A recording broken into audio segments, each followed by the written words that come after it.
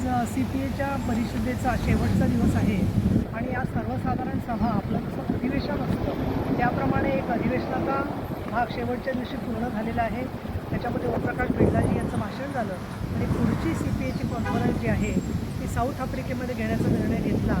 त्याचबरोबर भारताने केलेल्या लोकशाहीमधलं काम आणि त्याचबरोबर विकासासाठीचं काम, नारी शक्ती वंदन विधेयक, माननीय मोदी साहेबांनी त्यासाठी केलेले प्रयत्न, अशा बऱ्याच गोष्टींची दखल या व्यासपीठावर घेतली गेली आणि फार मोठ्या प्रमाणात टाळ्यांनी त्यांचं स्वागत देखील करण्यामध्ये आलं.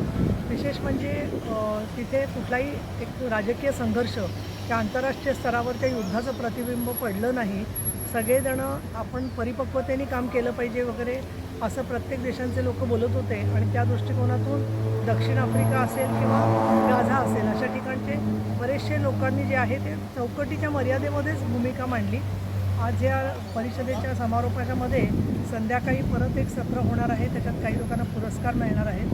परंतु मोठ्या प्रमाणामध्ये आज सर्व देशांचे प्रतिनिधी उपस्थित होते आणि विशेष म्हणजे आमचे 3 प्रतिनिधी आमच्या होता असल्यामुळे मलासुद्धा महाराष्ट्राचं प्रतिनिधित्व तिथे चांगल्या प्रकारे करण्याची संधी मिळाली.